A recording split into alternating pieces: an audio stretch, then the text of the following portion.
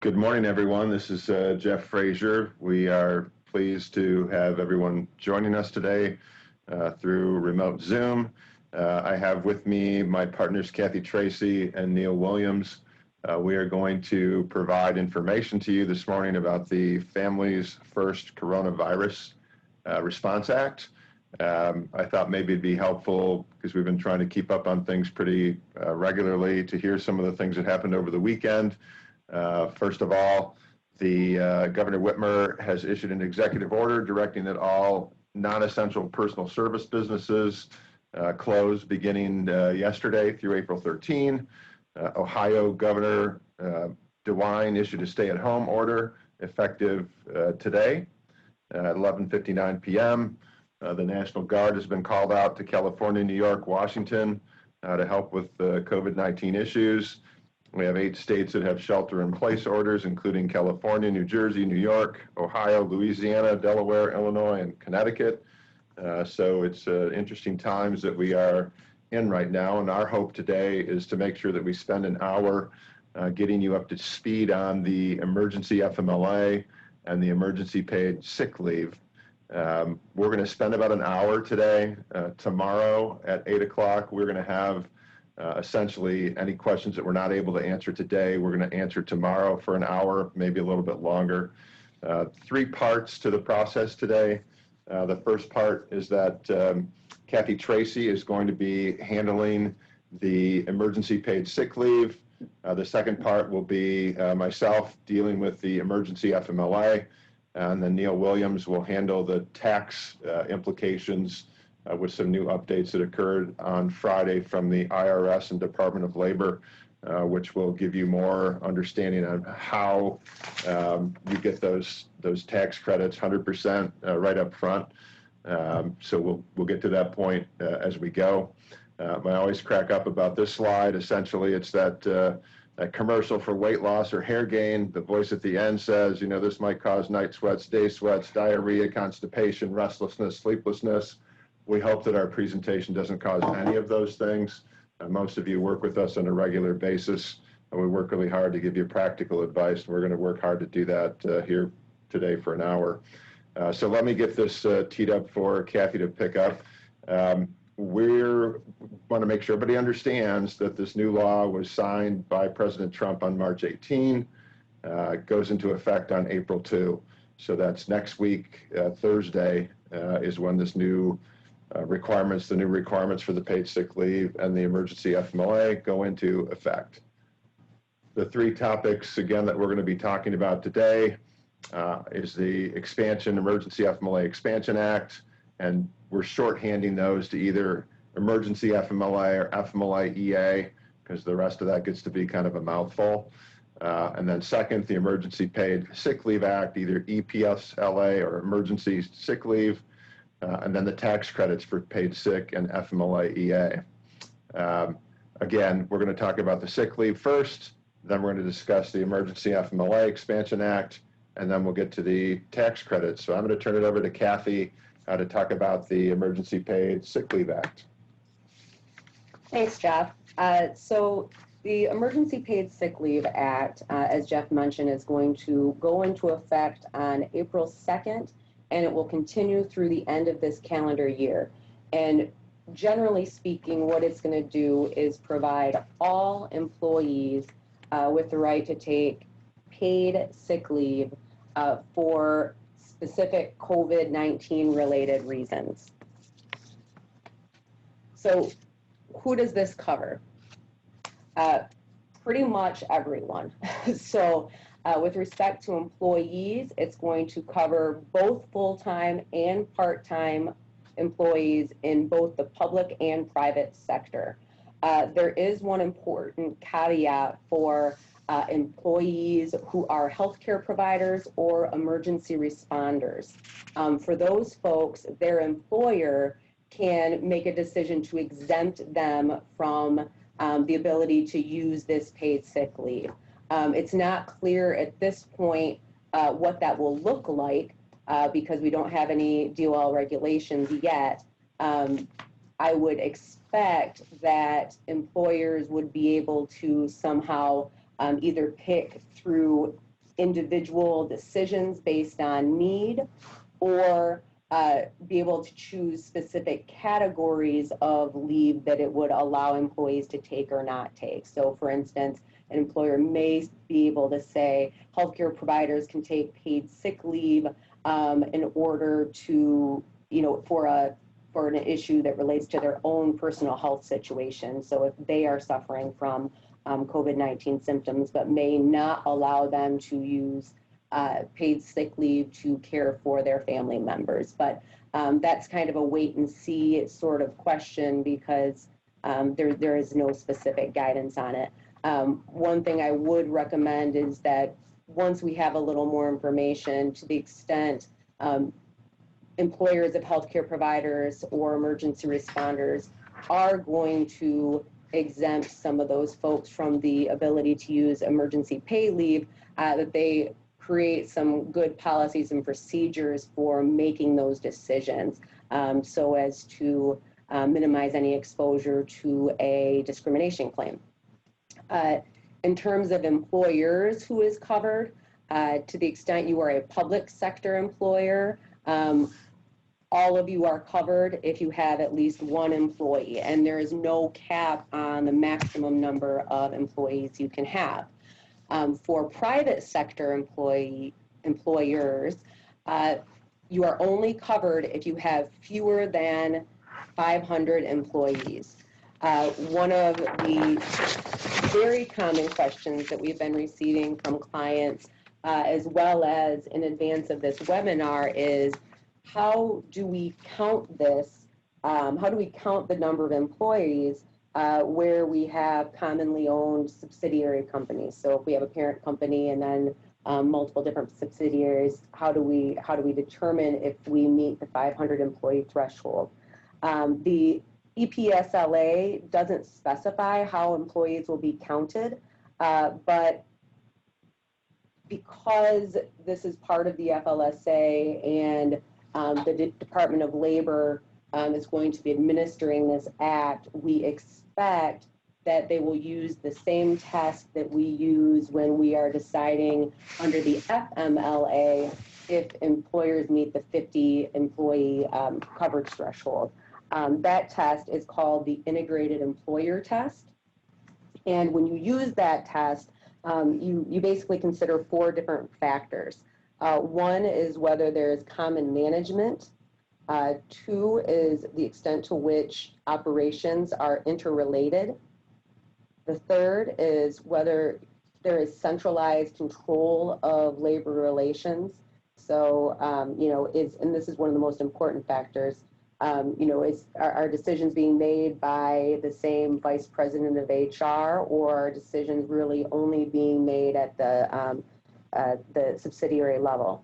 And the 4th is the degree to which there is common ownership. These are highly specific factual questions that go beyond what we have time to discuss here today, but we may be able to do provide some additional information tomorrow in our Q&A, or if you have any questions related to your specific situation, you can feel free to reach out to any one of us, and we would be happy to help you.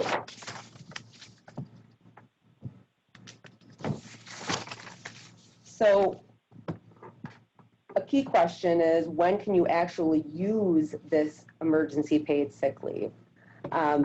It's available for 6 different reasons. But before we get into those reasons, I think it's important to talk a little bit about what emergency paid sick leave cannot be used for.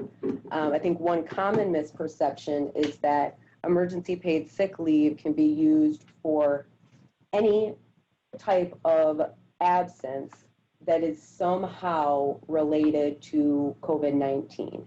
And it's not quite that broad. So for instance, if an employer shuts down for business reasons, even if those reasons are related to COVID-19, that doesn't mean that the employees who have been laid off or out of work are entitled to take emergency paid sick leave. So for instance, if an automotive supplier shut down because GM has shut down, the automotive suppliers' employees wouldn't be entitled to emergency paid sick leave. So when are employees entitled to emergency paid sick leave? One basis would be if there is a federal, state, or local COVID-19 quarantine or isolation order.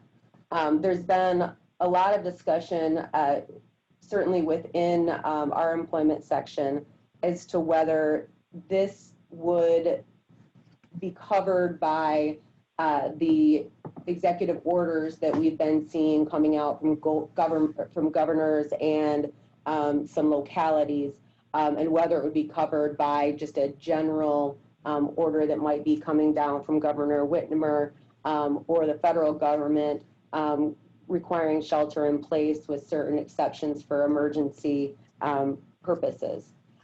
Technically, the CDC definitions for quarantine and isolation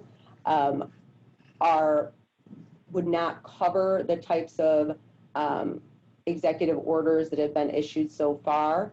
But I think there's certainly room to argue that regardless of the CDC definitions, what is happening here is a requirement that we isolate under general definition terms, and that this type of leave would be covered. But that's something that I think is going to be dictated in large part by the language of any executive orders that we see coming down the road.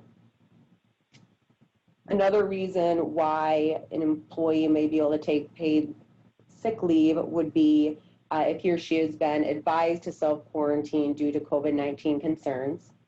Another would be if the employee is experiencing COVID-19 symptoms and is seeking a medical diagnosis. Another one would be if an employee is caring for an individual who is under a quarantine or isolation order, or who's been advised by a public health official or healthcare provider to self-quarantine.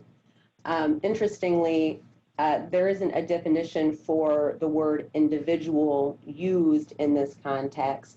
I think because of that, we're looking forward to seeing some Department of Labor regulations on this, but it seems to me it leaves open the possibility that an employee could take emergency paid sick leave if they wanted to take care of their neighbor who is elderly and has been required to self-isolate or quarantine because of exposure to COVID-19. So I think it'll be interesting to see where the DOL lands with this term, but my expectation is this might be an area where it would be interpreted pretty broadly.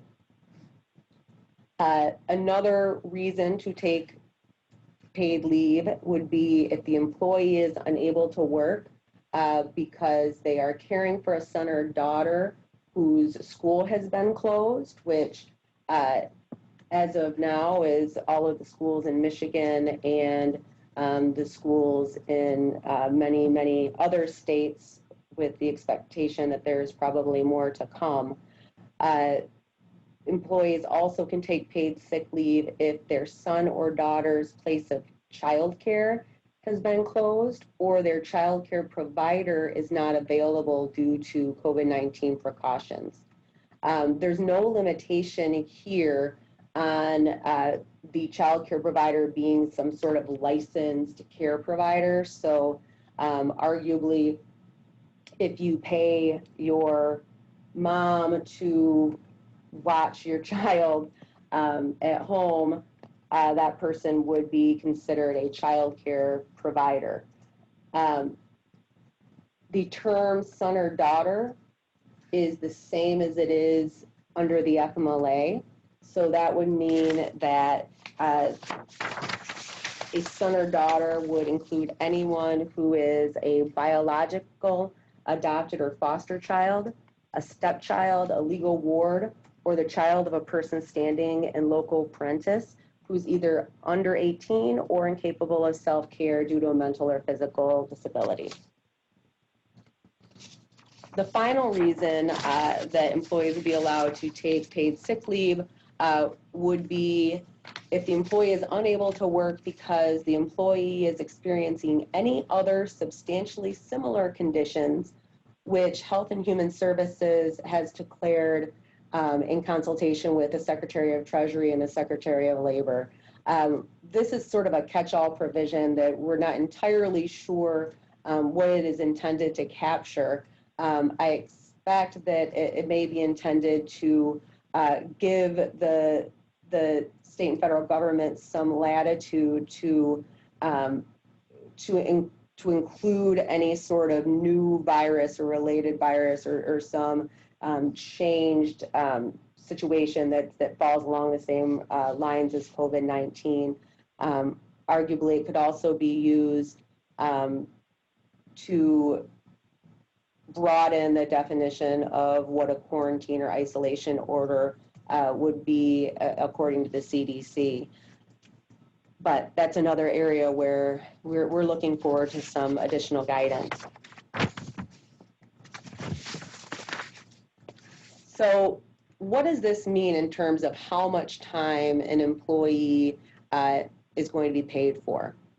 For full-time employees taking leave for a qualifying reason, they will be entitled to 80 hours of paid sick time.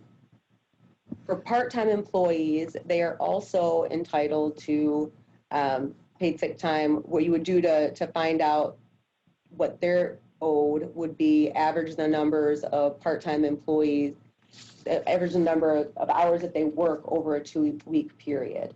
So if the employee typically works an average of 20 hours per week, then they would have 40 hours of paid sick leave in their bank. So how is this calculated? Employees should be paid for hours that they're normally scheduled to work in a week. I think an interesting, based on their full-time or part-time scheduled hours, and they'd be paid at their regular rate. I think an interesting question is how this relates to a full-time employee who may work fewer than 40 hours a week. So say, for instance, in your employment handbook, you state that employees are deemed full-time if they work 36 hours per week. And that's the schedule that your full-time employees typically work. If they are entitled to 80 hours of leave at 36 hours per week, then arguably they would be entitled to 2 weeks of leave plus 1 day. Again, it's not entirely clear how that will apply, but I think that there's an argument that would be allowed. In terms of how much an employee is going to receive for paid sick leave, when an employee is taking paid sick leave for an event that has to do with their own self-care, so their own self-isolation, quarantine, they're experiencing symptoms or have been diagnosed with COVID-19, those employees will receive 100% of their regular rate of pay. There is a cap on that, so they cannot receive more than $511 per day or more than $5,110 total. When an employee is taking paid sick leave in order to care for someone else, or that other sort of catch-all event, then the employee would receive 2/3 of their regular rate of pay with a limit of $200 per day and a $2,000 total cap.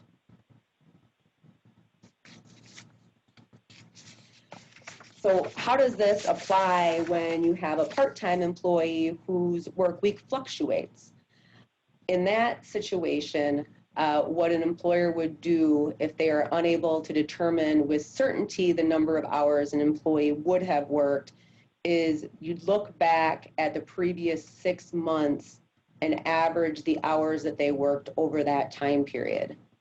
If you do not have a 6-month history to look back upon, then you would look at the hours the employee reasonably expected to be scheduled at the time of hire.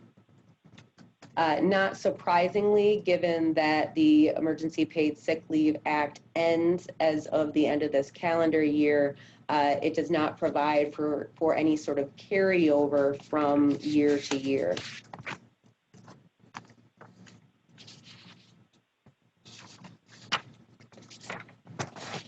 Employees taking emergency paid sick leave do have an obligation to provide reasonable notice after the first day of their need for leave. This includes the duty to follow their employer's reasonable notice procedures regarding the need for continued time off. So I would recommend that employers develop those procedures if they don't exist, or remind employees of what is expected of them under your policy if you already have those procedures in place.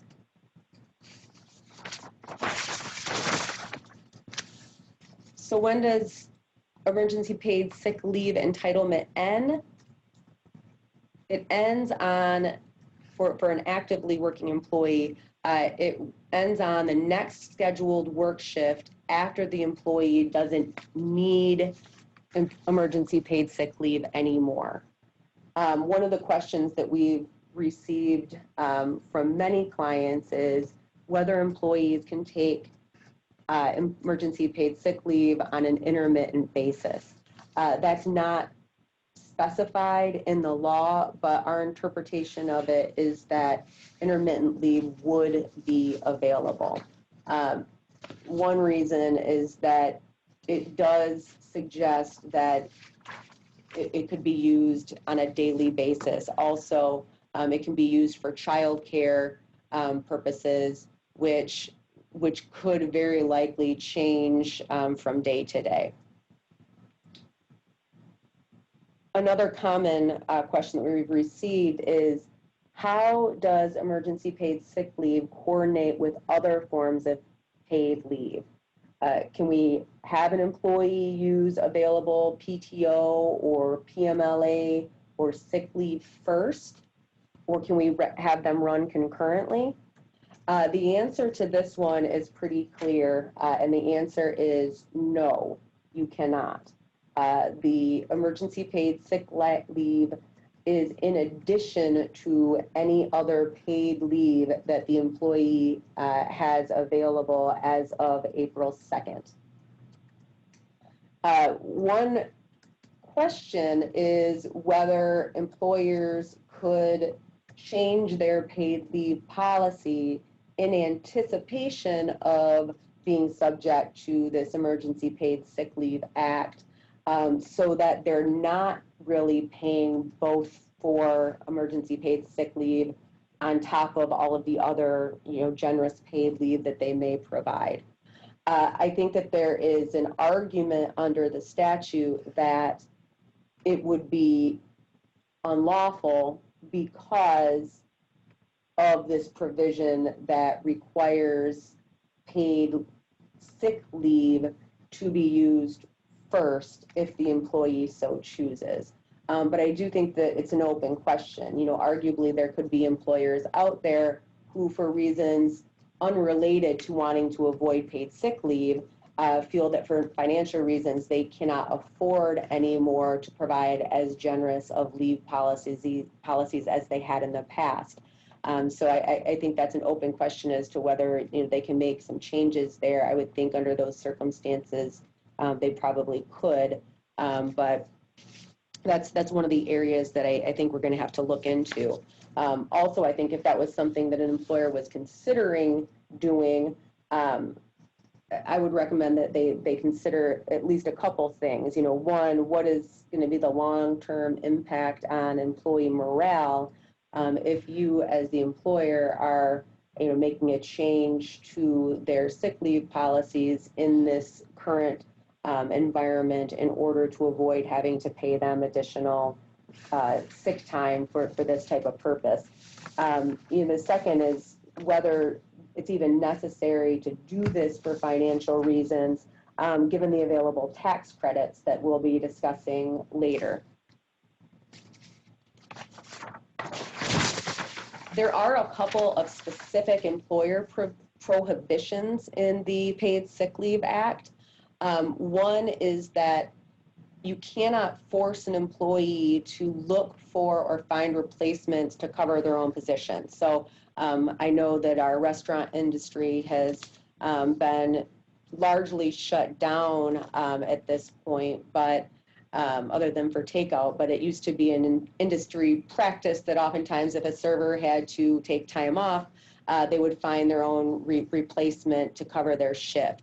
That is something that an employer cannot require an employee to do if they have a right to paid sick leave. Also, as I mentioned before, an employer cannot require an employee to use other paid leave before a emergency paid sick leave. So what's going to happen on April 2nd?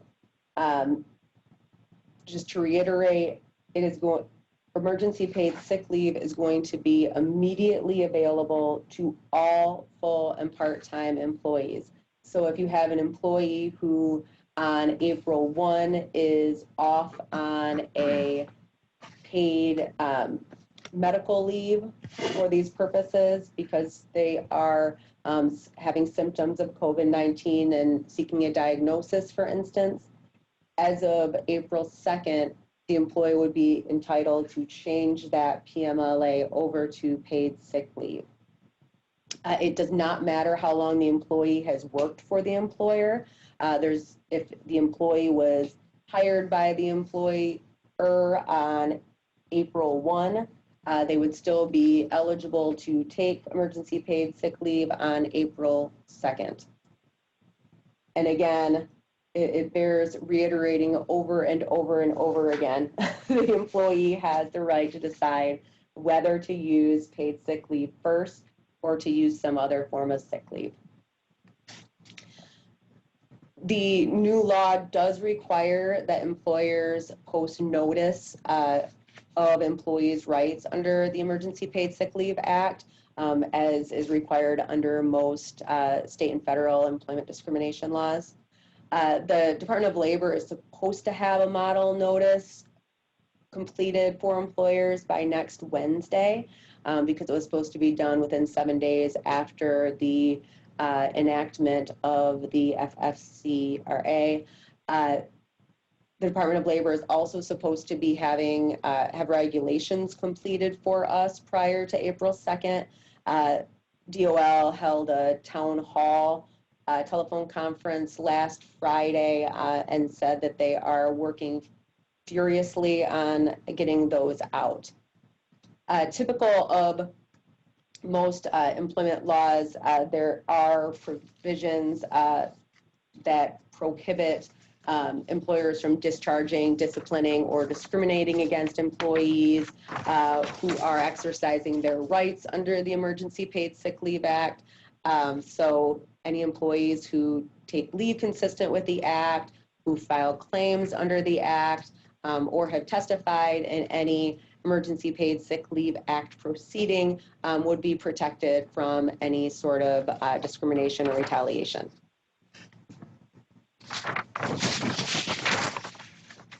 The Emergency Paid Sick Leave Act, as I mentioned earlier, is going to be enforced by the Department of Labor and adopted the Fair Labor Standards Act's penalties for a violation. So if an employer violates the Emergency Paid Sick Leave Act, it'll be considered an FLSA violation, and all of the penalties that apply to FLSA violations will apply. And FLSA penalties tend to be very stringent, and they can include things like fines, up to 6 months of imprisonment, attorney's fees and costs, as well as actual damages and liquidated damages in the amount equal to the lost wages.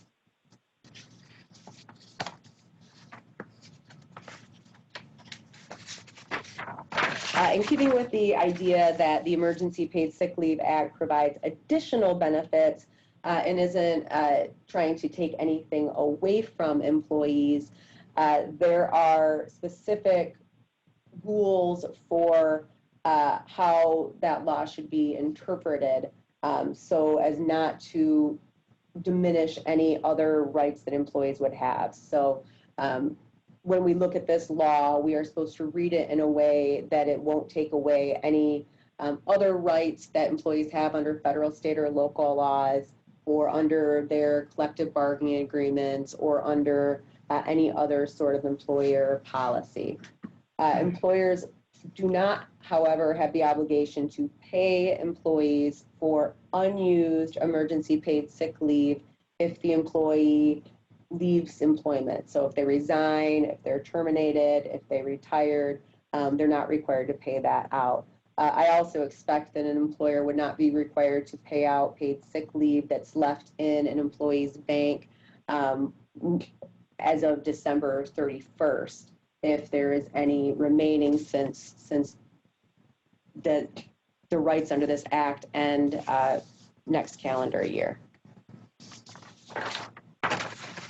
So as Jeff mentioned, we're going to do a Q&A tomorrow and answer some additional questions, but I just wanted to flag a few interesting ones that we've been kicking around as a section, and some of which I've discussed a little bit here today. One is just what does the term individual mean when we're talking about an employee's ability to care for an individual who is subject to a quarantine or isolation order, or who is experiencing symptoms of COVID-19. Intermittent use is also going to be a hot topic, and one that hopefully the DOL will address when they issue regulations. Another interesting question is whether documentation can be required, and we didn't talk about this one. The Emergency Paid Sick Leave Act says nothing about an employer's right to receive documentation. That said, given the fact that hospitals have been begging us not to go to the emergency rooms or physician's office if you're experiencing symptoms of COVID-19, unless they're extremely severe, I think DOL would be hard pressed to say that we can require documentation of employees when they have a need to take time off for those purposes. So that's another wait and see, but I expect that this might be a situation where we're going to just have to trust our employees when they tell us that they are needing to be off work for symptoms of COVID-19 or to care for themselves. We talked a little bit about why, how we're going to determine coverage for employers to decide if they meet the 500 employee threshold or not. We didn't talk yet about why there's no exception for very small employers, and that's one thing that Neil will address to a certain extent, but I think the reason is this. According to a publication from the Senate's Ways and Means Committee, this emergency paid sick leave is supposed to be a benefit, both for employers and employees. So I think a lot of us have been looking at this law as something that's going to hurt employers. The goal, at least, is for this to help employers and their employees. And the idea was that the large companies like the Walmart and Amazon, they don't need this federal assistance, and that's why the larger employers have been excluded from it. And then Jeff was going to talk a little bit about the practical issues dealing with collective bargaining agreements, and then he's going to take it over from there. Great. And just so everybody knows, I've been trying as best I can while Cathy's speaking to answer some of these questions that are coming in.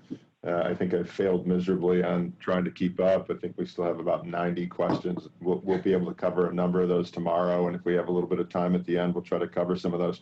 Great questions coming in, really appreciate that. Collective bargaining agreements, so the Emergency Paid Sick Leave Act, just like any other collective bargaining agreement, when you have a union, essentially this law creates a floor. Most unions that we've been dealing with now have been pretty understanding of, let's just get this in place and not try to bargain up from the floor. But technically, it's a wage hour term condition of employment, which the unions could say we want to bargain about. At a minimum, again, most collective bargaining agreements say that we have to comply with the legal requirements if there are new changes during the midterm of a CBA. So we think that's how it's going to apply, but you better make contact with your unions and have a conversation about that. To me, it's more of a practical issue than a legal issue, but the unions could drive that in a different direction. So let's take the next step and start talking about the emergency FMLA and determine how that's covered and what we need to think about. So remember, it takes effect on next week on Thursday, April 2. It expires on December 31, 2020. And just so you know, remember under FMLA, we've got the 12 months, 1250. That's not applicable here. What we have under the expansion, emergency expansion for FMLA is anybody who's been employed for 30 calendar days on the day that they need to take the leave under this new criteria. So got to kind of think about all those balloons that are floating in the air and make sure for this particular part of FMLA that you're remembering it's people who've worked for you for 30 calendar days. And there's no distinction between part-time, full-time. A number of questions have come up about seasonal. Again, if somebody's worked for you on a seasonal basis and they're working for you now and they've worked for you for 30 calendar days, it's going to be applicable. Let's remember, much like the emergency paid sick leave, the employer definition here for the emergency FMLA, less than 500, right? For private sector employers, less than 500.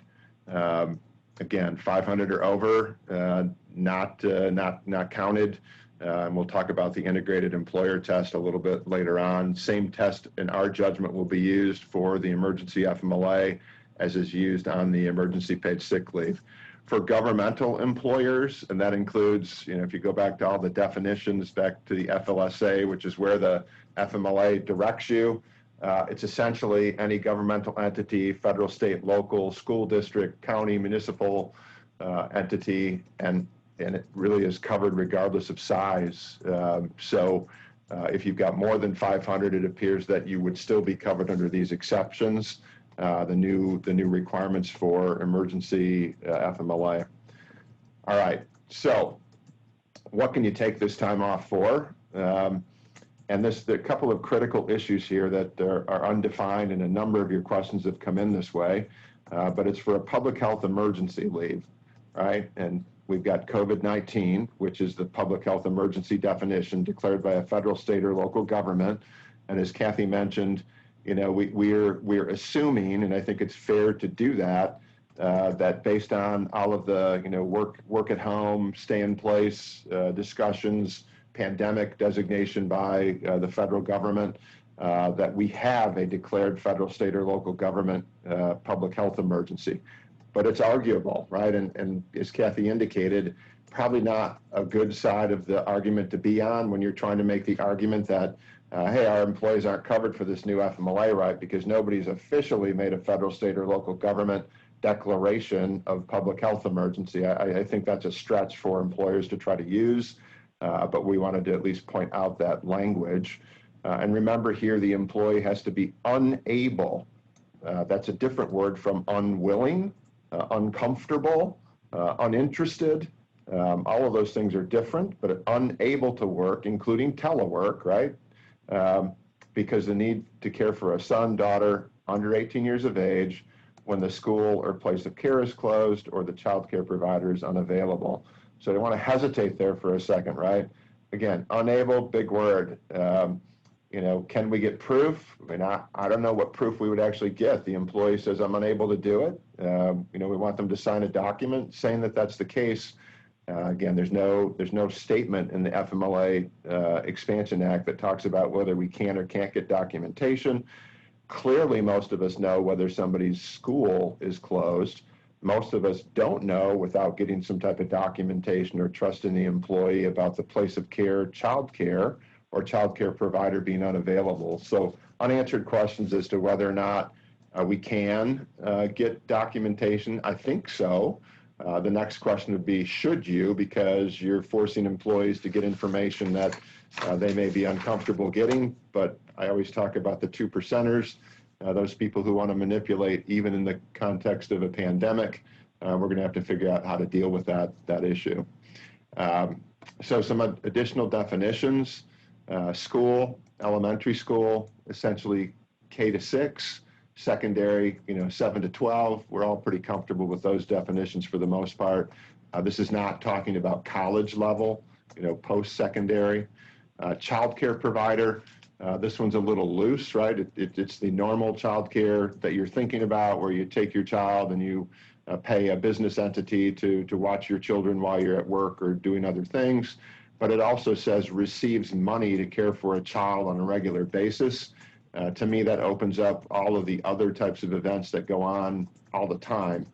My neighbor, my friend, my in-laws, my parents, all of those things I think are covered if somebody receives money on a regular basis. And now I kind of go back to, all right, but then what proof do I need or can I get, and should I ask for it? I want to see a check from, that you're sent to your parent to care for your children. I just think that's a step too far. But something to think through when you're trying to decide, how to get that issue under control and make sure people are using this the right way. So some options for the DOL, and some of you probably listened to on Friday last week, the DOL's, call in to try to get some guidance from them about these new requirements. And I got to tell you, I don't think it was very helpful. But hopefully we'll be getting some regulations. I know that DOL says they're working feverishly on that. We'll see if that's the case, because those regulations would need to come out before Thursday next week to be of any use to us, and probably they'll be 100 pages, so we'll have to learn how to read quickly to make sure we understand what they say. But remember, here the DOL has the option to issue some regulations to try to do a couple of things. One, to exempt healthcare providers. And one of the questions that came in repeatedly while Cathy was speaking was, well, what's a healthcare provider? The good news is the FMLA definitions provide the definition for healthcare provider. You can go to the regs and find that. It's very broad. So that should help give you some understanding of whether or not you have an entity that has healthcare providers. The problem area is emergency responders. There's no definition in FMLA for emergency responders. There's no definition in the Emergency Paid Sick Leave Act for emergency responders. I think we get it, right? Police, fire, EMTs, but you can take this a long direction, right? Essential service, I got to go to the grocery store to get food for my family. The people who stock the shelves, the people who deliver the food, the people who are, cashing me out at the end of the aisle. Again, I don't know how this is all going to play out, but there clearly is an opportunity for many folks to be labeled as emergency responders. Now, I really think those exemptions are trying to get at the ability of emergency responders and healthcare providers to take time away to care for family members or children who can't be, at the school or at the place of care, the child care center. I don't think it was intended to say, if the healthcare provider is sick or the emergency responder is sick, too bad, you got to come to work. But again, think that through. That's another issue that you're going to have to be understanding and kind of working through. DOL also has the right, and I think they're going to do this. The question will be how quickly and what criteria to exempt small businesses with less than 50 employees from compliance with these new FMLA emergency requirements. But the language in the Act says that it has to jeopardize the business viability. Again, who knows what that means? In the town hall for the DOL, the request was, please make them simple, please make them clear. Don't know yet. We'll wait for DOL to put that out there, but I think it makes sense for you to start thinking through, if you're a small employer, how to make your case of impacting you and jeopardizing your business viability. All right, so paid or unpaid. So remember, these two provisions kind of work hand in glove. The sick leave is the first 10 days. The first 10 days under the FMLA Expansion Act are unpaid. I got a kind of a little quirky question about the first 10 days. I'm not quite sure what that means. I'm assuming it means business days, days when the employee typically works. On the other hand, you could say that that's, Monday through Sunday, that's 7 plus Tuesday, Monday, Tuesday, Wednesday, the next week, that's another 3. We have to pay people for that. I think that's a stretch, but again, pay attention, because that means that people might be able to get the 2/3 pay for 10 weeks and 2 days. Again, just a little quirky issue there. The employee may elect to use other accrued paid time, vacation, personal leave, sick leave, medical leave. Those are all at the employee's discretion. We cannot require the employee to do that. And we can talk back again tomorrow about the Paid Sick Leave Act and how that coordinates with the other paid benefits that are available to the employers. So unpaid for the first 10 days, paid for the time after that. I want to stop here for a second. This 12 weeks of time under this new exception for FMLA is not in addition to the 12 weeks that people have under the FMLA for other serious health conditions.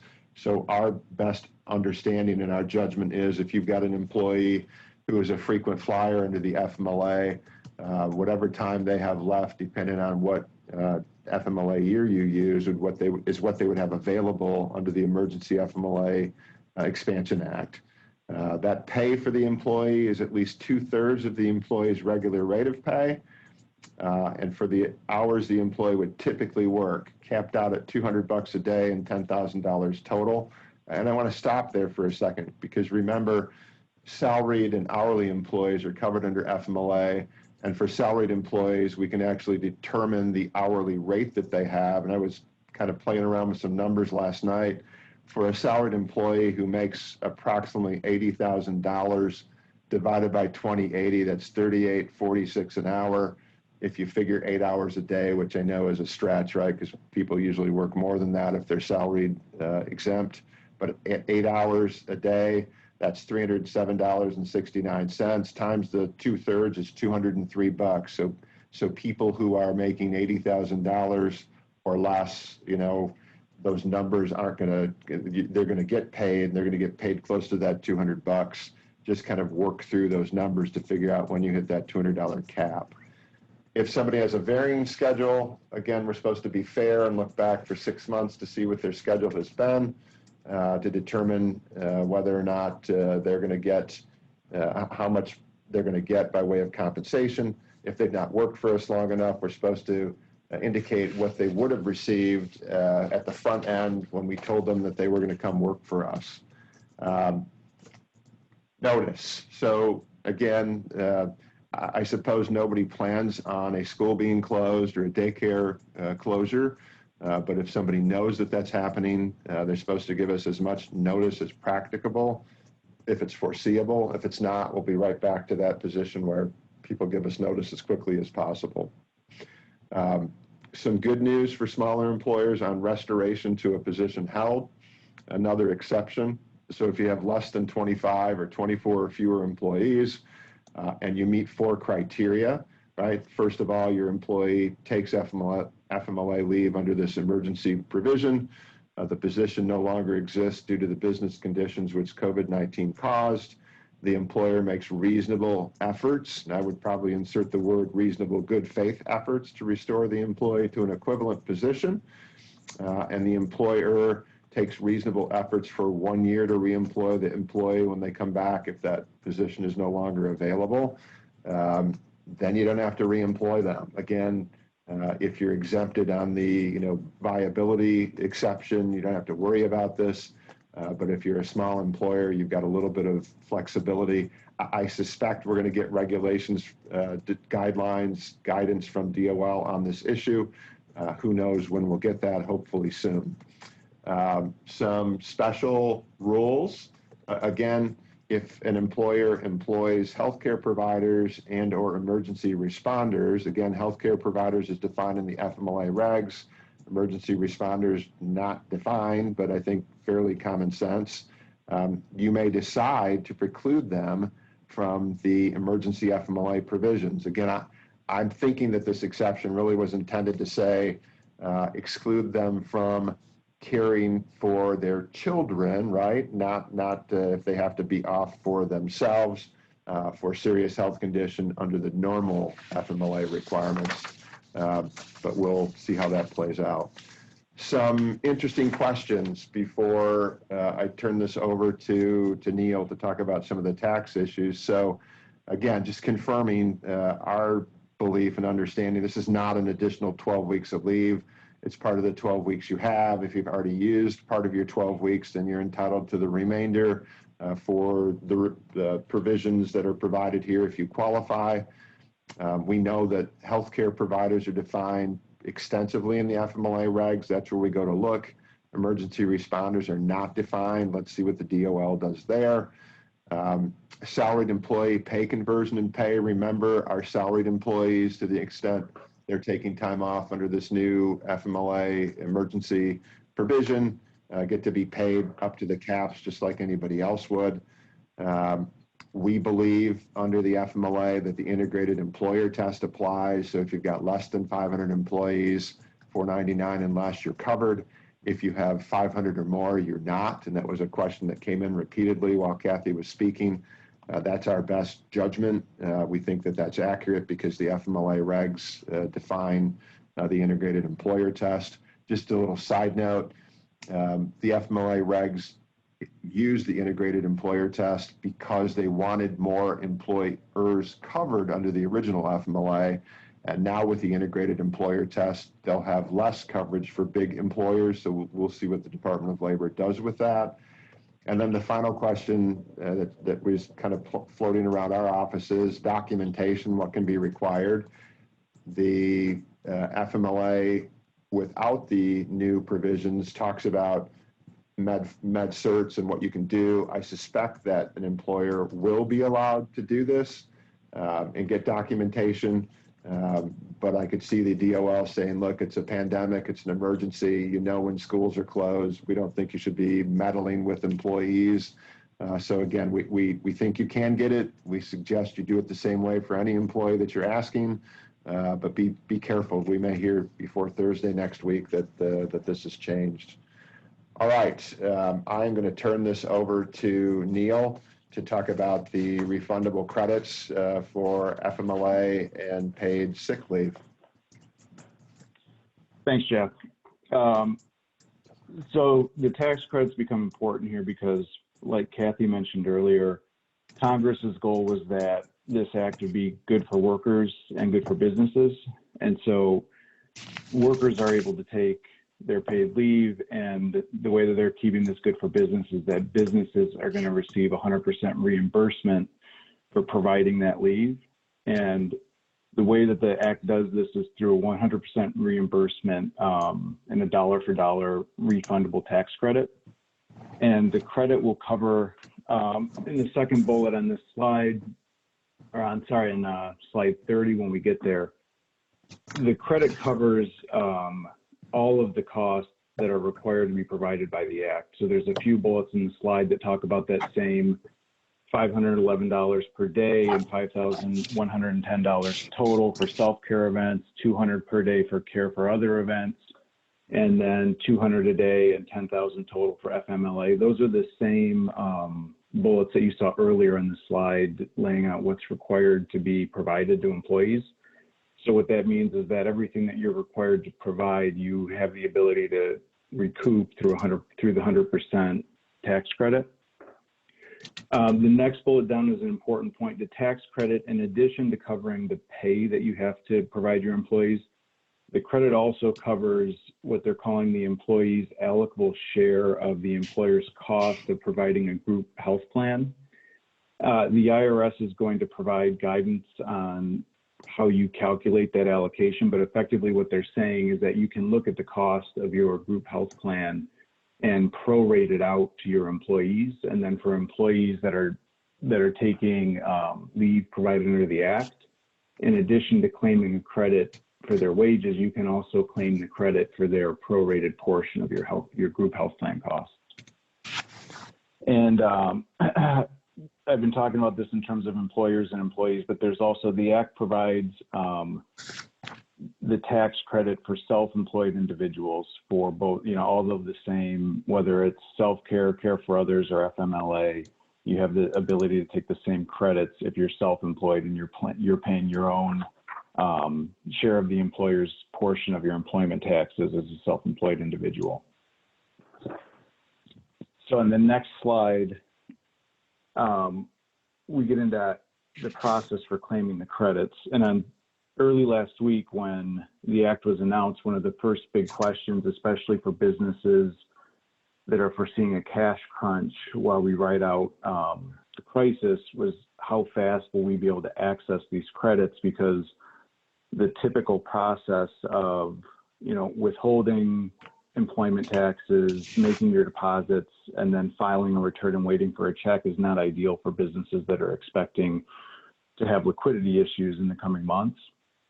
And so Friday night, Treasury and the Department of Labor jointly issued an announcement laying out their plan to get this cash out to employers quickly. The first leg of the plan is that employers can claim their credit by just stopping their withholding and depositing of any federally required withholding taxes on paychecks. So that would include federal income tax and Social Security and Medicare withholding. And so just to be clear, what they're saying is that you don't have to pay the tax and then file a return and wait for a credit. You can simply just keep your cash, look at the amount that you would have been withholding, and keep that cash in the bank. The second leg is that this is a refundable credit. So the issue can arise, well, what if we have, for example, what if we're paying $20,000 in paid leave, but when you look at our withholding obligations, that only would have been $10,000 that we can keep in the bank now? The answer is that this is a refundable credit, so you can still file for a refund if that's the situation you find yourself in.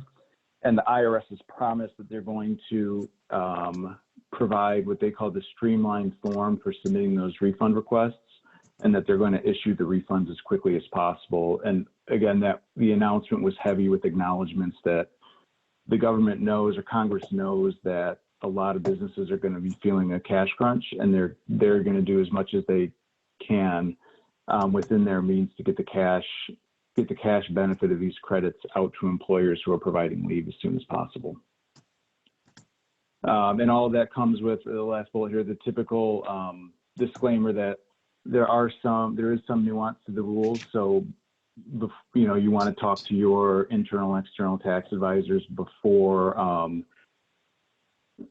really cash modeling this and trying to forecast your exact impact. But I would still say that, the government is trying very hard to avoid any risk of, or any prolonged risk of